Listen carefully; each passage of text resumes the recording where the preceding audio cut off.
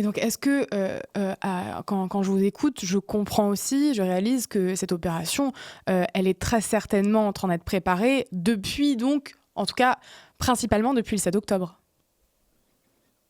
Oui, il y avait cette volonté stratégique de mettre fin disons, au déséquilibre régional et international mené par l'Iran, parce que là, c'était le 7 octobre, la goutte qui a fait déborder le vase, si vous me permettez cette Mmh. euh, expression familière. Donc effectivement, je dis international parce que la France a eu la douleur de perdre des dizaines de soldats parachutistes à Beyrouth à c'était la naissance du Hezbollah, n'est-ce pas, cette Bien sûr. opération, et le lendemain ou le jour même, aussi, plus de 200 militaires américains ont péri dans leur QG, dans le centre de commandement. Donc, voyez-vous, il y avait ce rayonnement international de la terreur.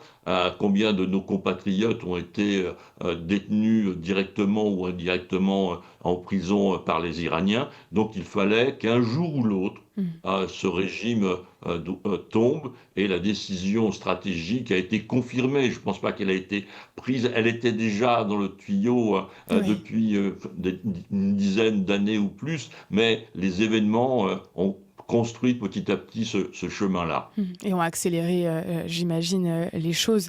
Quels sont, selon vous, quelque part, aujourd'hui, les scénarios les plus, probables pour, les prochains jours, prochaines semaines, prochains mois? Parce que là, quand on entend les déclarations, de Donald Trump, enfin, on entendait quelques jours, ensuite, quelques semaines et maintenant on entend, 40 jours, donc plus d'un mois. Est-ce que vous avez des scénarios, qui sont envisageables en tête?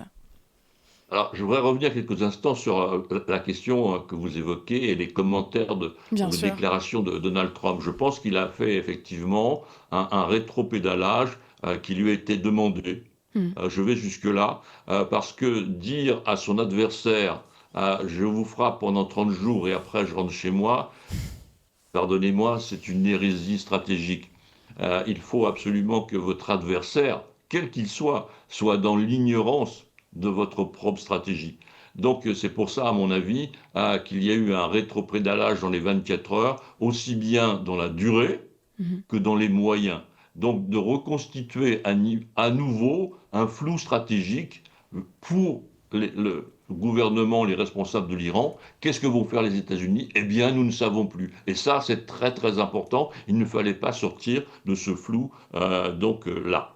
Maintenant, qu'est-ce qui va se passer? Eh bien, effectivement, il y a annoncé par les États-Unis une vague encore plus importante. Donc, que peut-il advenir? On a vu hier soir des images de bombardiers, non pas les B2, mais des B1, qui sont des monstres qui peuvent porter aussi une trentaine de tonnes de bombes, de missiles de croisière. Donc, les États-Unis, de mémoire, doivent posséder encore une quarantaine de ces bombardiers. Donc, certains peuvent être amenés à bombarder peut-être tous les dispositifs des gardiens de la Révolution autour du détroit d'Ormuz, par exemple.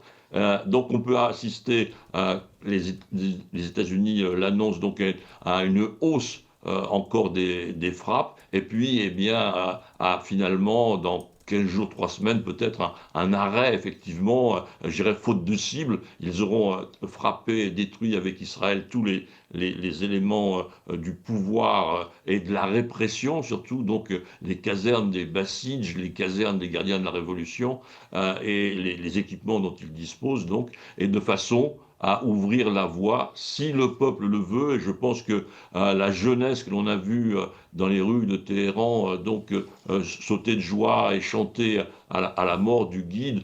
J'ai vu une image de ce jeune lycéen de 16 ans dire I love Trump devant son téléphone. Donc on a Mmh. un pays dans sa jeunesse qui est fondamentalement anti-régime. Donc on devrait voir effectivement à nouveau le peuple iranien dans la rue.